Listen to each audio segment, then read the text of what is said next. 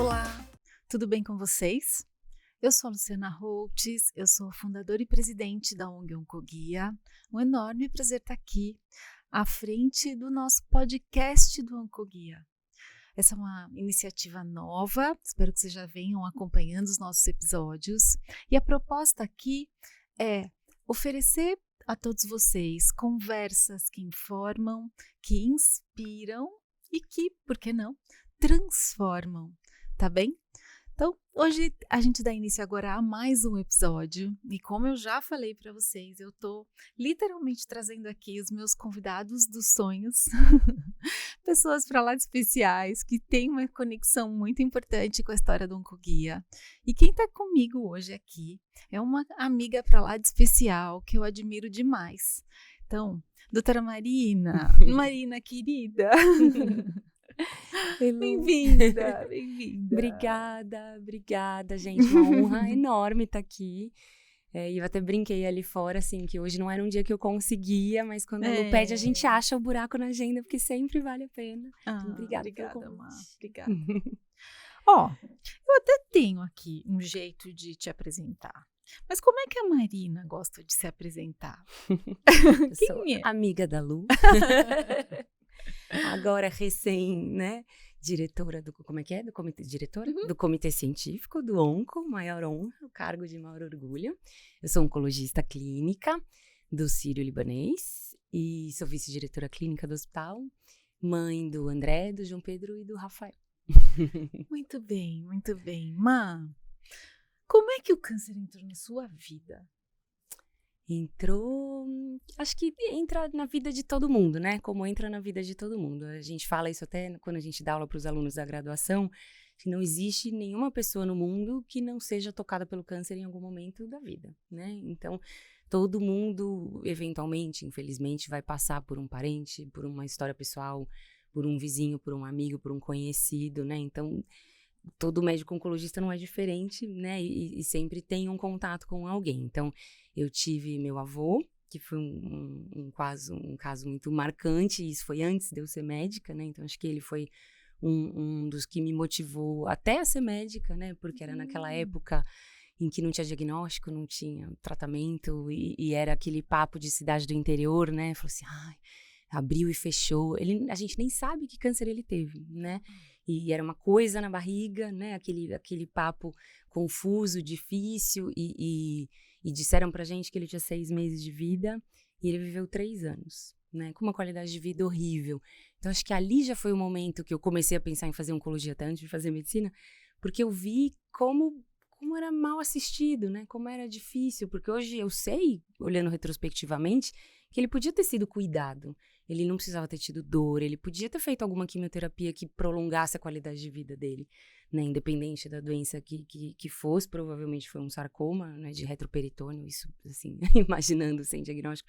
E aí, naquele momento, eu comecei a ver que dava para ser muito melhor do que aquilo, né? E isso começou a me dar muita vontade de ser médica, né?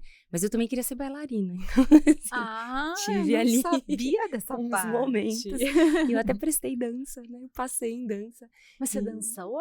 Eu dançava. Tem dança na tua história? Agora não cabe mais, mas eu dançava. E aí eu prestei medicina e dança, porque ninguém da minha família era médico, né? E até causou uma estranheza. De dança, você prestou? Prestei.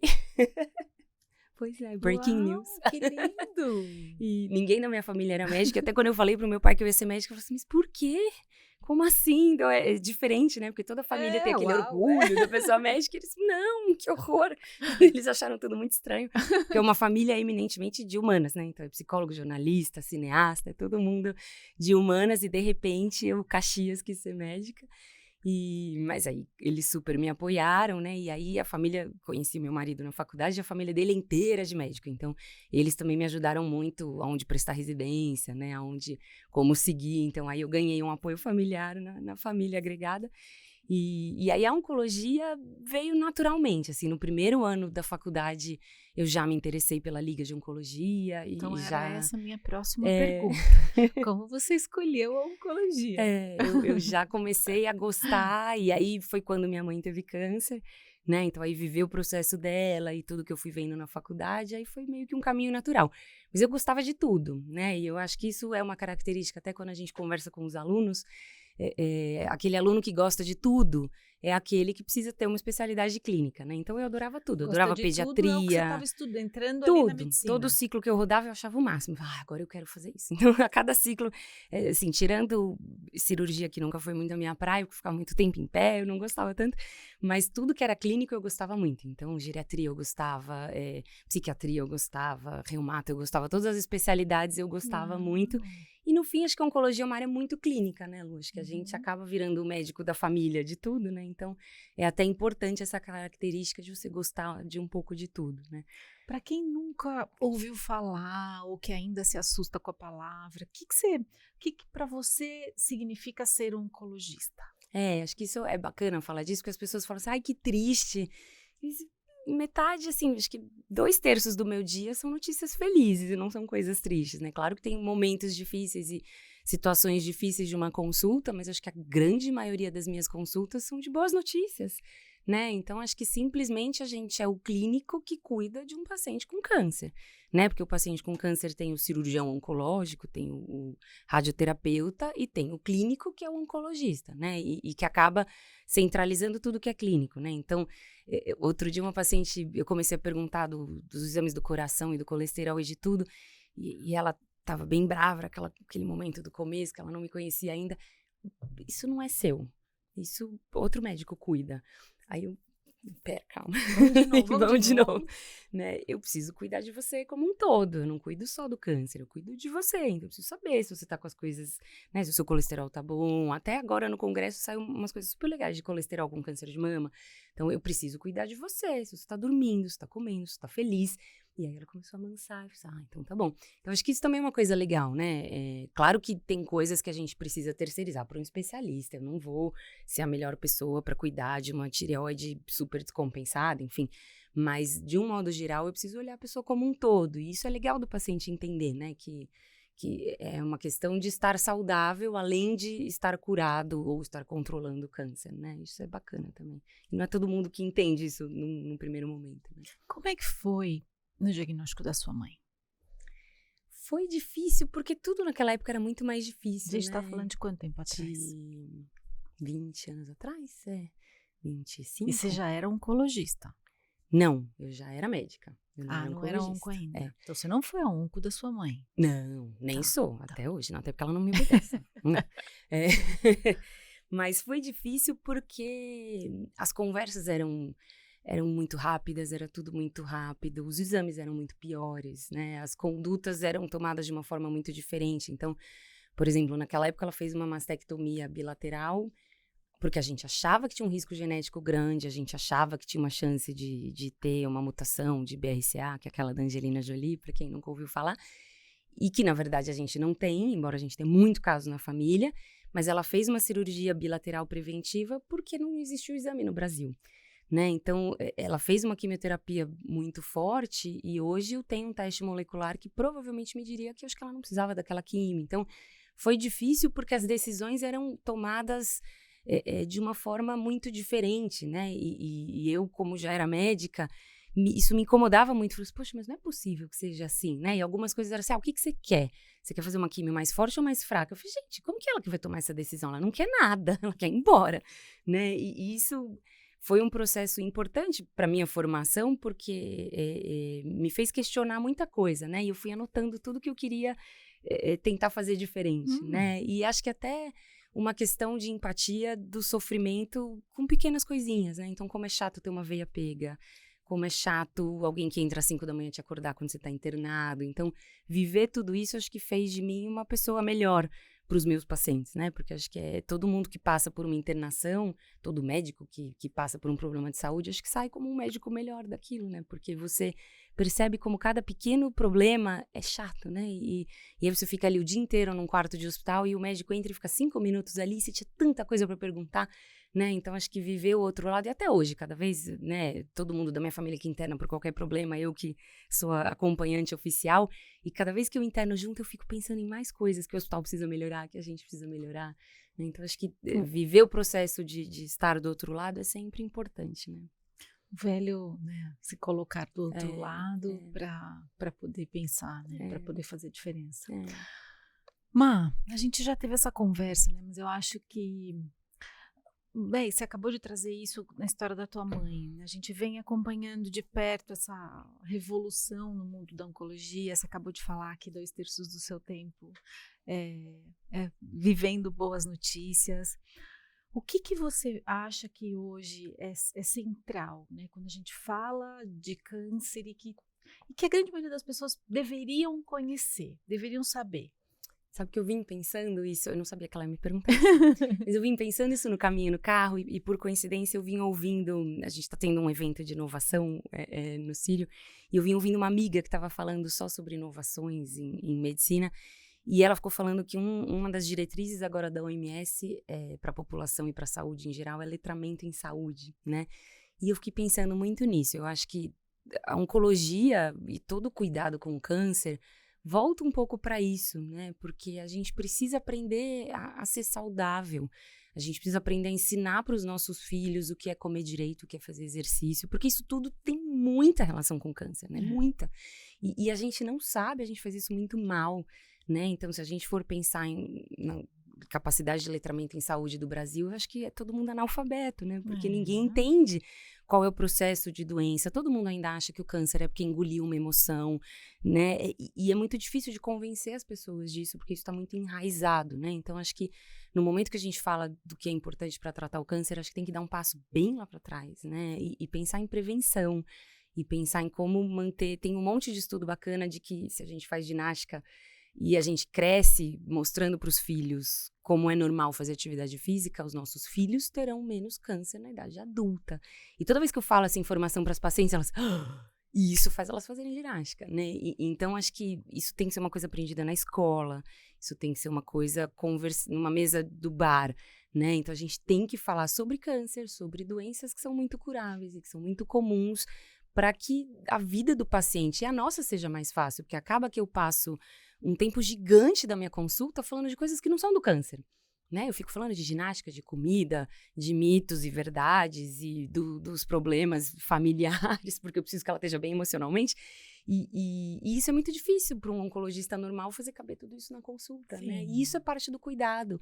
Eu não preciso só orientar que isso pode dar enjoo, isso pode cair o cabelo.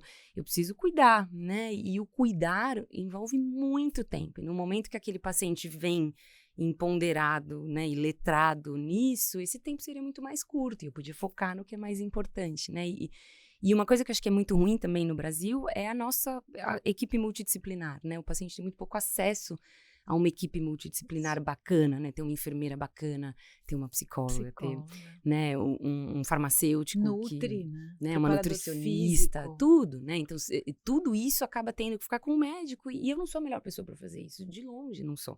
Né? E não vou ter tempo para fazer isso. Então, acho que é muito mais do que o câncer, né? Acho que é cuidar da saúde, né? E ao mesmo tempo cuidar da minha saúde, da nossa, para que a gente possa cuidar direito das... Se eu tento convencer as minhas pacientes que primeiro põe a máscara de oxigênio dela para depois pôr nos outros, eu preciso fazer isso comigo mesmo e às vezes não dá tempo, não cabe, né? Então, é um desafio gigante, né? Acho que oferecer um cuidado oncológico de qualidade é muito mais do que ter remédio bom à disposição. Bom, mas eu adorei, que eu tô entendendo, então, que uma informação que todo mundo deveria saber a respeito do câncer é falar facinho, né? Acho que é trazer para perto, tentar aproximar, conversar sobre o que a gente sabe de prevenção.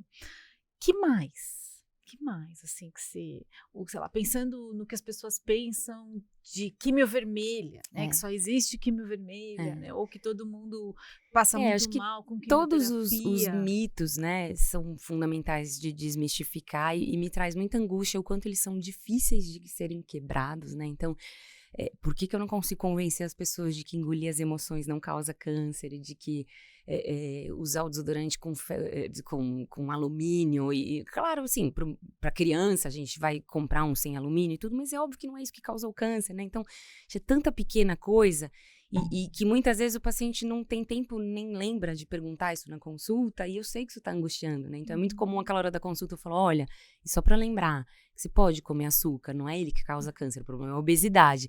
Ah, eu tinha essa dúvida mesmo. Então a gente conhece e vai revisitando, né? Então acho que é legal fazer um compiladinho dos mitos principais, né? Então, obesidade e sedentarismo são fatores de risco para qualquer câncer. E isso é a doença do século, é a epidemia que veio pós-pandemia. Então, as nossas crianças são obesas e comem mal, a gente come mal.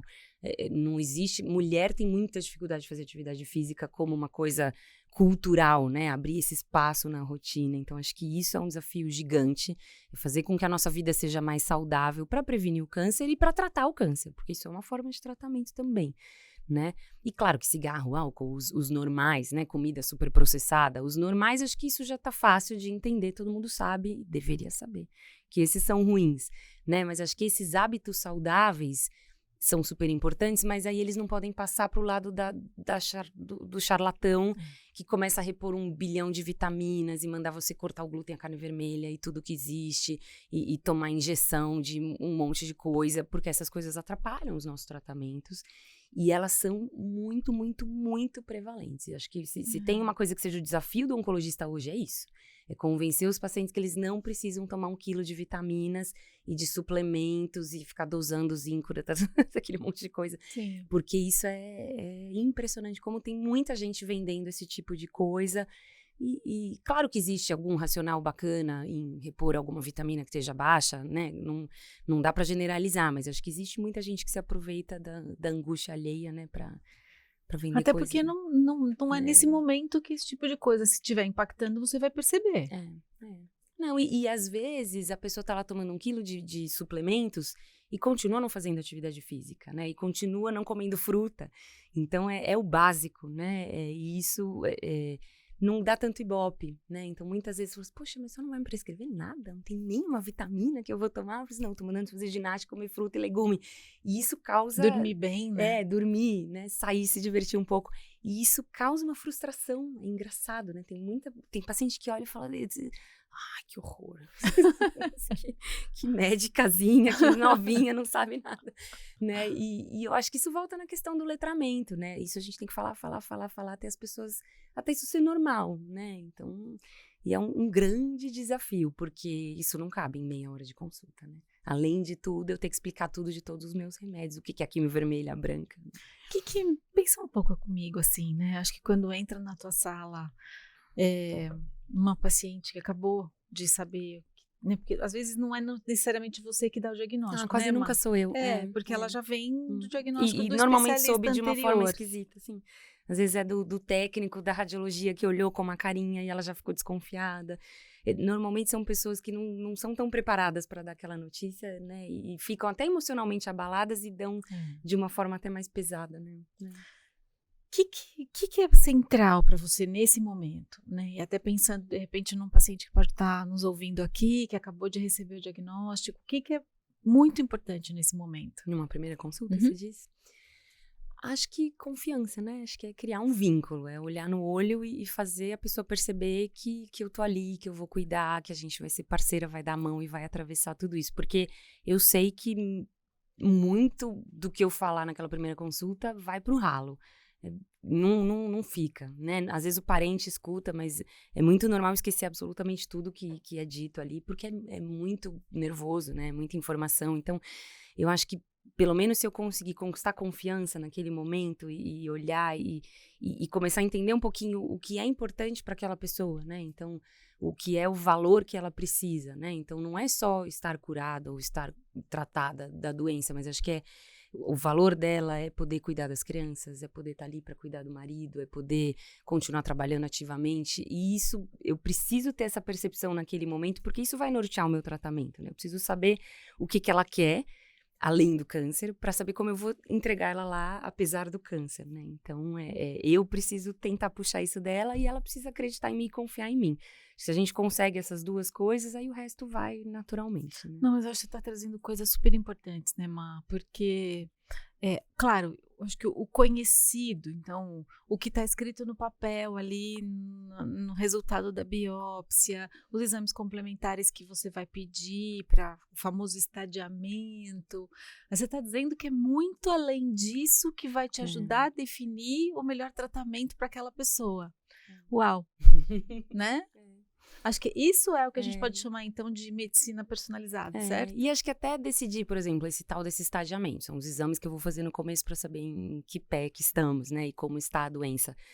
Ele pode ser feito de várias formas. E aí eu tenho que perceber se é um convênio que dá acesso a tudo que eu quero, né? Se é uma paciente que tem condição de fazer, se esses exames vão sair rápido.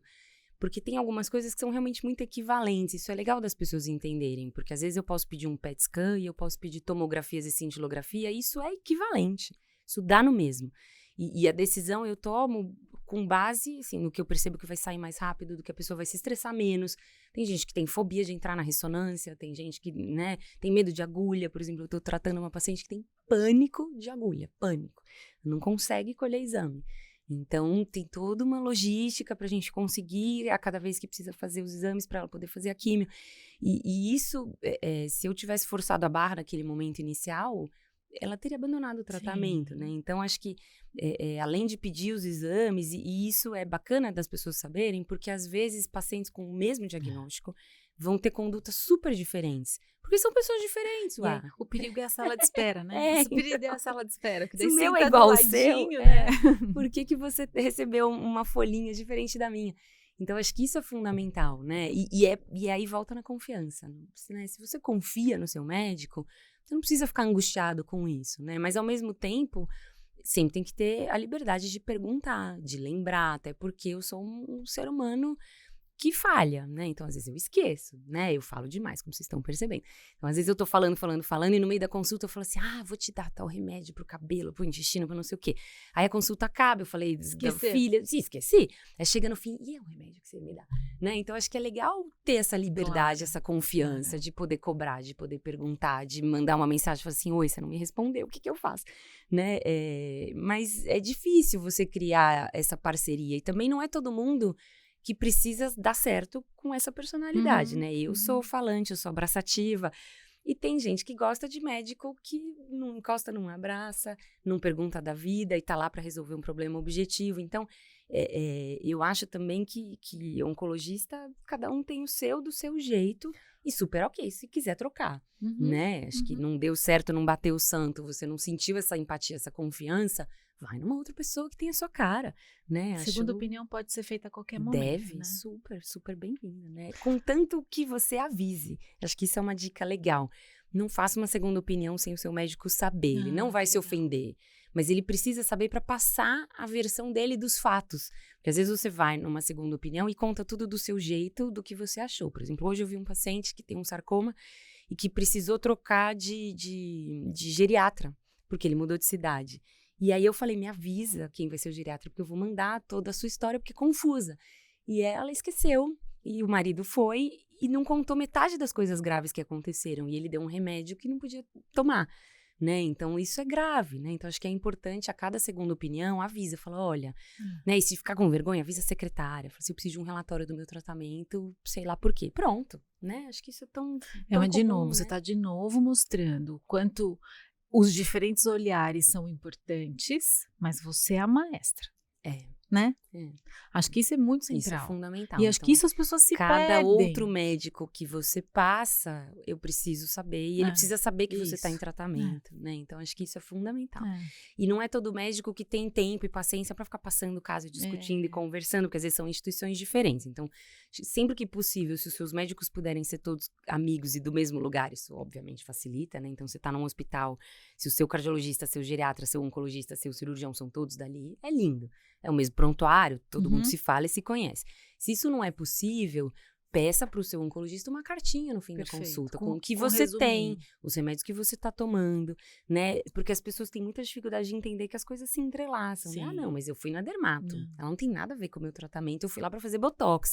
Mas às vezes o Botox não pode no meio da químio, né? Então acho que isso é uma dica muito legal. É como tudo passa a ser centralizado na sua saúde. Então você não é um câncer de mama, uma tireoide e né? E problemas isolados de saúde. Né? Mas hoje está me fazendo pensar em outra coisa, né? A gente tenta explicar hoje muito para as pessoas do quanto, apesar de ser muito difícil passar por um diagnóstico de um câncer, né, Má? Vai ser sempre muito difícil. Obviamente vai mexer em todos os aspectos da sua vida. A gente tem falado que também está cada vez mais possível que a vida, né, esteja mais parecida com o normal do que desmontada. Mas você, de novo, tem um papel muito importante nisso. Né, como é que você tem visto isso, assim, essa questão das pacientes poderem seguir trabalhando, de ter a questão do impacto no financeiro, apoio emocional, e como é que você também vai trazendo essas questões à tona? Uma vez você deu um exemplo que eu adorei, que era a questão até de pensar no esquema terapêutico, na forma de administração, tudo isso para deixar ao menos conturbada a vida, né? E é gozado isso porque não devia ser mais pesado tratar um câncer do que uma diabetes. Porque os dois são impactantes na sua qualidade de vida, os dois dão muito trabalho. Não pensa uma pessoa diabética, né, que usa insulina e que ela vai para o trabalho com agulha de insulina, com uma bomba, às vezes, de insulina aqui, com um negócio que mede a glicemia aqui. Cada coisa que ela vai comer, ela tem que pensar, ela tem que olhar. A vida dela fica toda de cabeça para baixo. Todo mundo do trabalho acaba sabendo, tem a fulana que tem alergia a tudo, que tem diabetes, que tem isso, que tem aquilo. E todo mundo lida com isso super numa boa, né?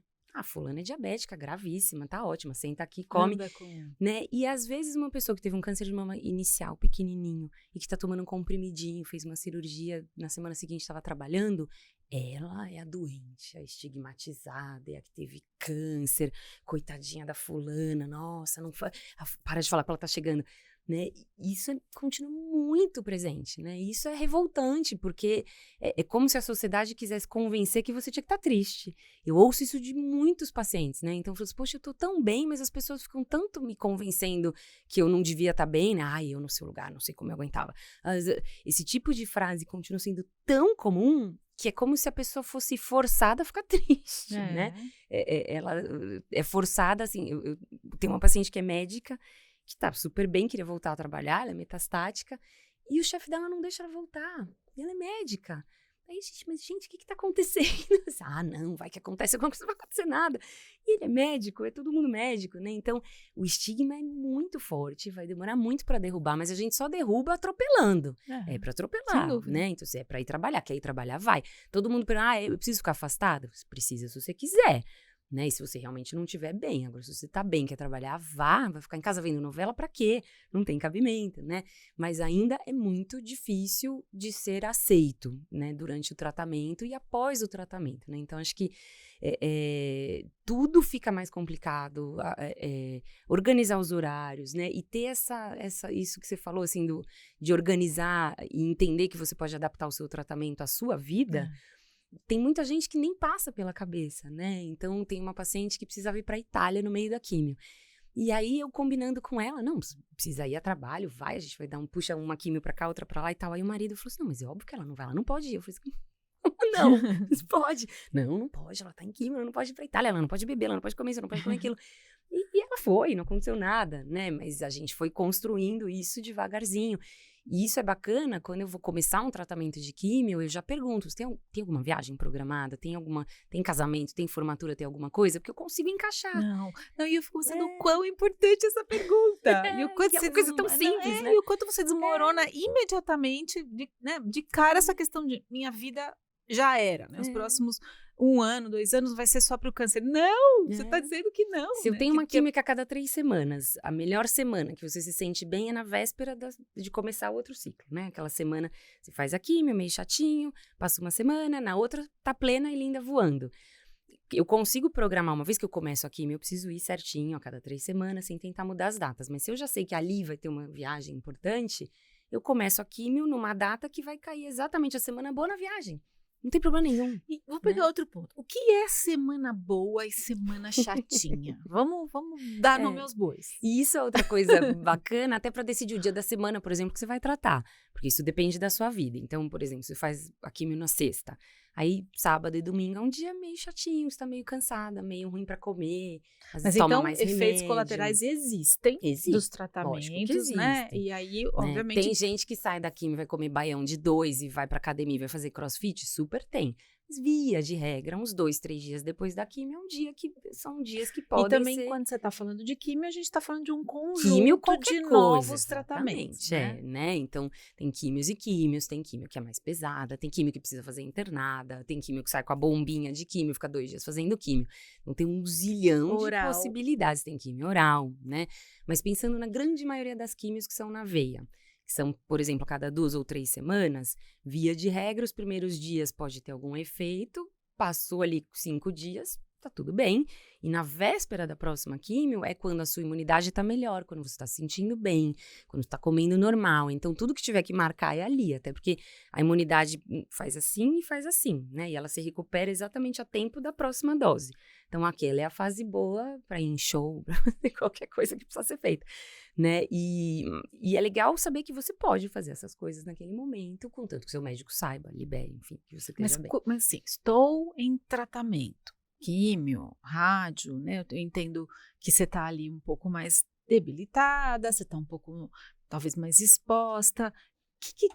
Quais são cuidados, Má? Acho que aí agora, assim, que cuidados uma pessoa que eu tá em costumo falar para tratamento todo mundo precisa ter? Eu gosto de fazer uma analogia com o nenê, né? Acho que muita gente é mãe ou pai, e eu tio, avô, e consegue entender esse raciocínio. Então, se você pega um nenê recém-nascido, se você deixar ele sem dormir, ou sem ir no banheiro, sem fazer xixi, sem fazer número 2, sem comer ou sem tomar água, vai ser uma tragédia. Isso tem um impacto muito grande. É a mesma coisa, é simples assim. Então, você precisa tomar água, precisa fazer xixi, número 2, você precisa comer 3 vezes por dia, você precisa dormir e precisa brincar um pouquinho. Exatamente igual um neném. Então, você precisa ter um pouquinho de lazer, você precisa fazer suas refeições, você precisa dormir à noite, você precisa tomar os seus remédios. Então, é só um script que você precisa seguir. E o que é importante entender é que no paciente oncológico, o impacto de não seguir uma coisa dessas é maior. É isso.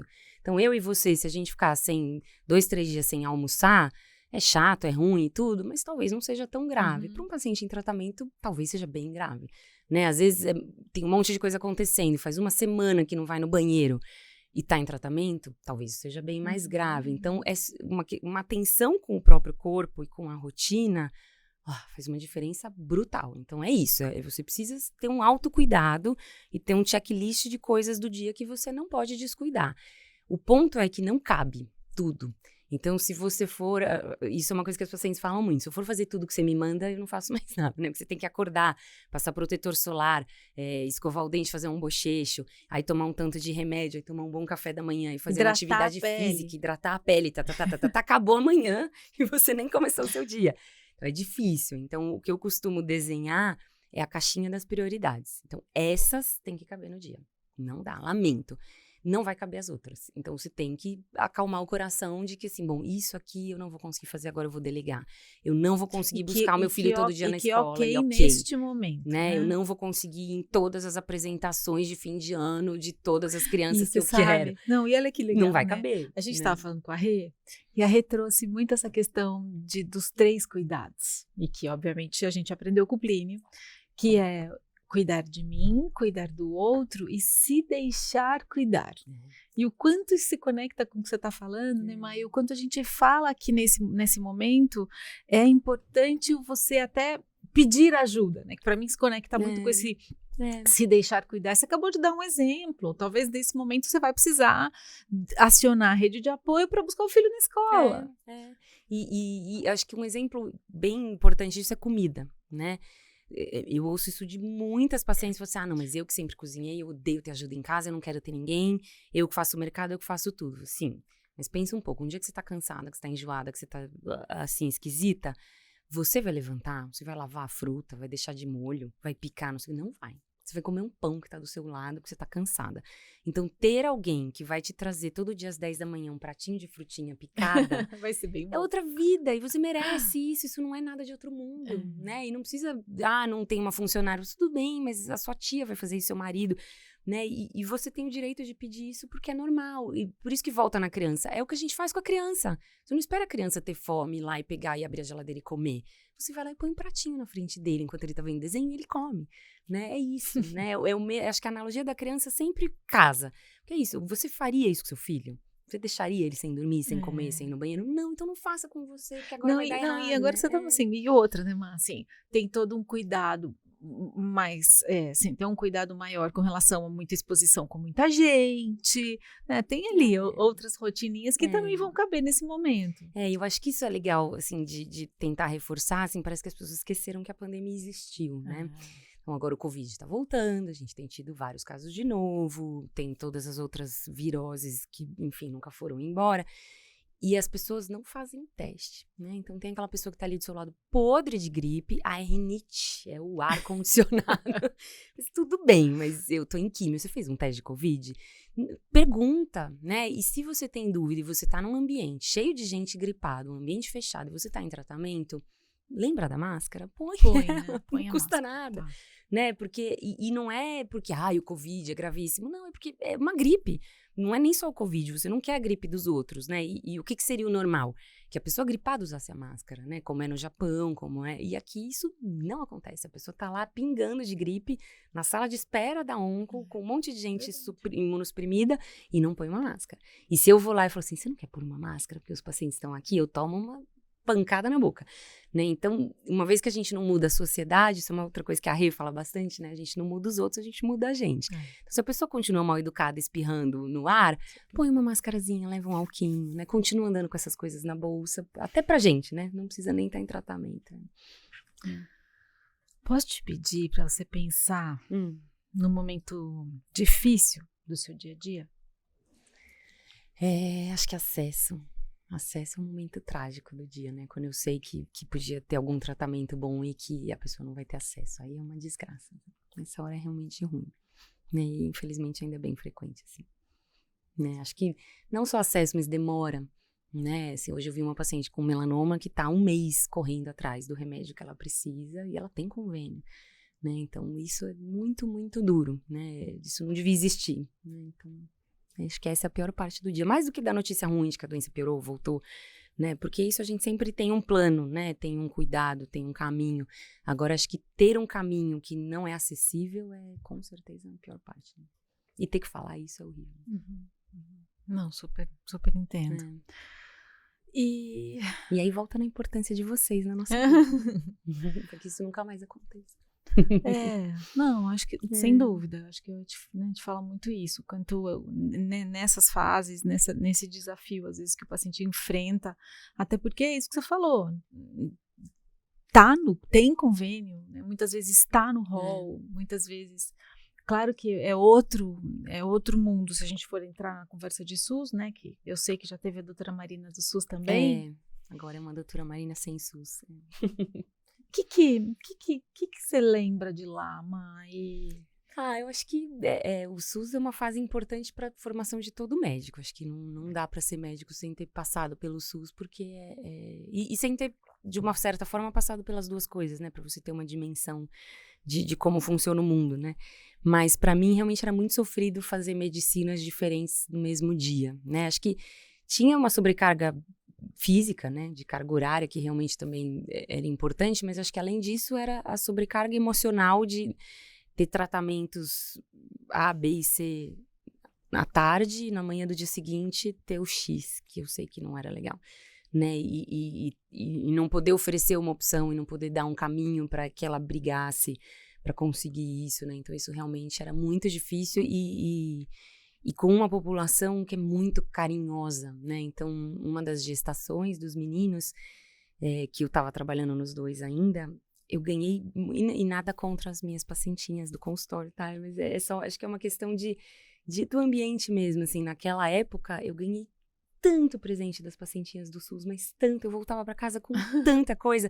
E do consultório eu ganhava também, né? Mas do SUS eu ganhava muito mais coisa, e eu sei que eram umas coisas que faziam falta para elas, né? Então, bordava o paninho com o nome, isso é uma coisa que eu guardo até hoje, com o maior carinho, assim, né? Meinha, e queria saber o nome, queria uma foto para fazer a caixinha. Então, são pessoas tão carinhosas e tão carentes de cuidado, né? E eu sei que eu posso fazer isso por elas, então não fazer mais foi muito doído, acho que foi uma das decisões mais difíceis da minha vida, e eu quero muito voltar. Eu já pus a meta que eu vou me aposentar e ir pro SUS, quando as crianças crescerem, a vida acalmar, eu volto. Mas é que realmente equilibrar as duas coisas não dava, mas melhorou muito, né, Lu? Acho que de quando eu comecei a trabalhar no SUS para quando eu saí, era um mundo, assim, incrivelmente distante. Então, isso já é legal, né? O SUS da minha faculdade pro SUS da minha residência e o SUS de quando eu fui assistente do ICESP eram SUS totalmente diferentes, né? O SUS da minha faculdade era um mundo, era um abismo, né? Que praticamente não tinha oncologista, né? Não existia cadeira de oncologia, a gente não tinha aula de oncologia quase, né? E a gente vê isso hoje com os alunos, né? A gente tem o nosso curso dos alunos da graduação, a grande maioria fala assim, eu não tenho, na minha faculdade não existe a cadeira de oncologia. Eu falei, mas quem que te ensinou sobre câncer? Teve esse cirurgião aqui que teve um caso, teve aquele ali. Eles não sabem dar notícia, eles não sabem conversar. Isso agora. Agora, em 2023. Agora. Então, a formação médica também tem um longo caminho, né? Percorrer, né? Então, mas aí a gente também já falou muito disso, né? A gente está hoje fazendo navegação e tem sido, obviamente, um divisor de águas de novo para o nosso trabalho, que eu tenho falado, né? Que é a volta do Oncoguia para a rua. E a gente está tendo oportunidade, Má, de olhar, acho que de muito perto, para essas questões sociais que, obviamente, impactam. Não é só a sua paciente, né, claro, do consultório, que quer seguir trabalhando. Nós estamos falando hoje de pessoas que a gente está acompanhando, que muitas vezes não tem dinheiro para o transporte, não tem onde deixar o filho, não tem o que comer. E cai no colo delas também um diagnóstico de um câncer.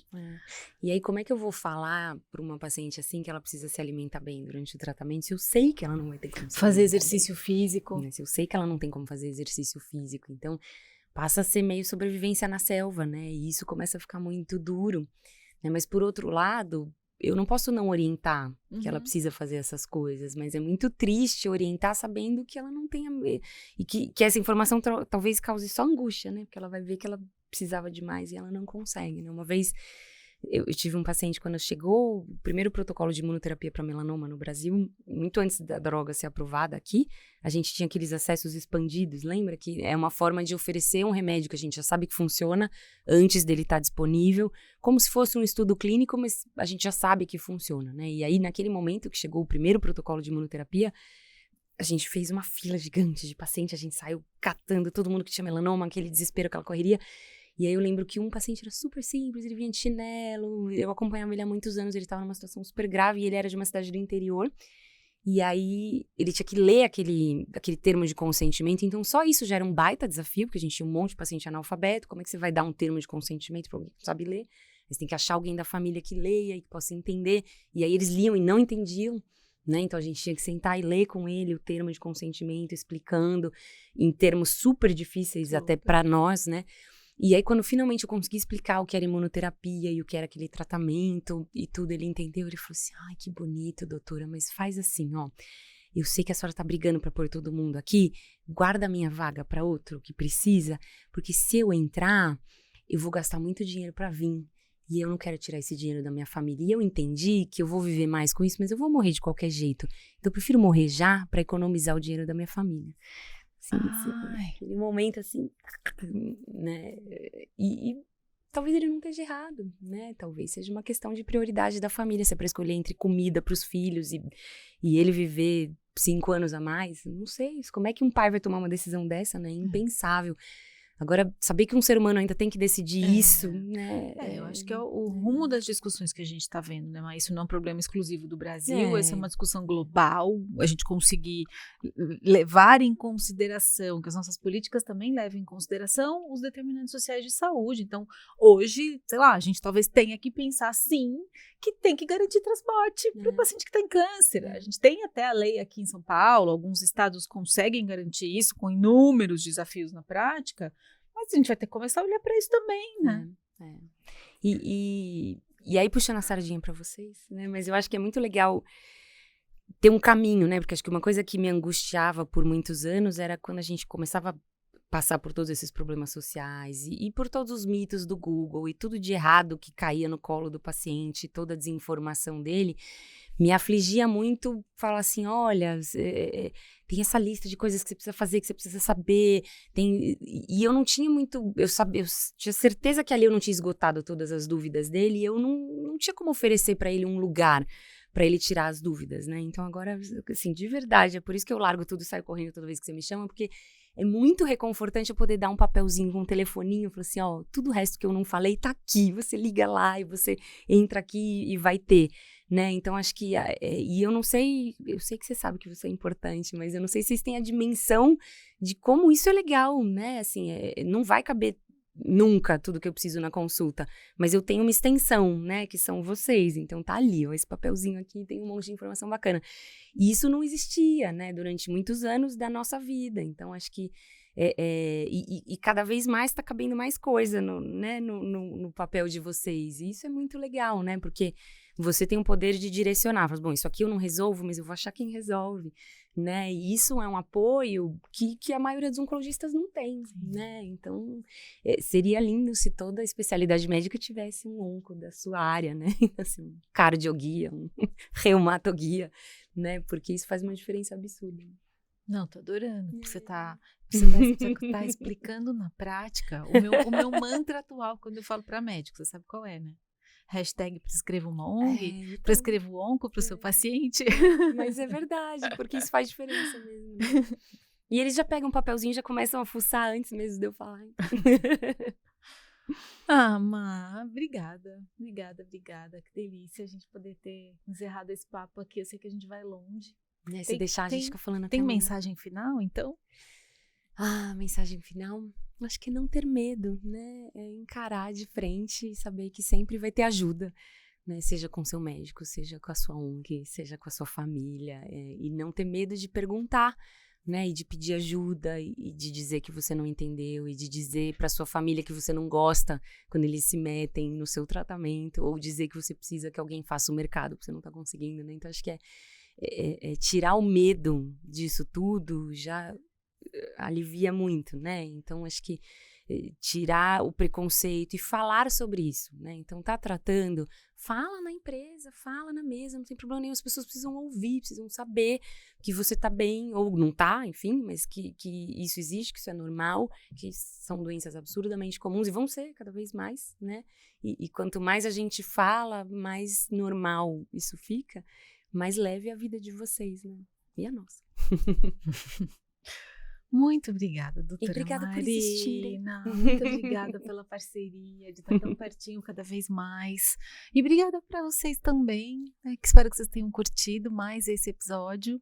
Não deixem de assinar lá, né, o sininho do YouTube para que cada episódio você fique sabendo quando ele sai, tá bem? Então, muito obrigada e até a próxima. Tchau, tchau.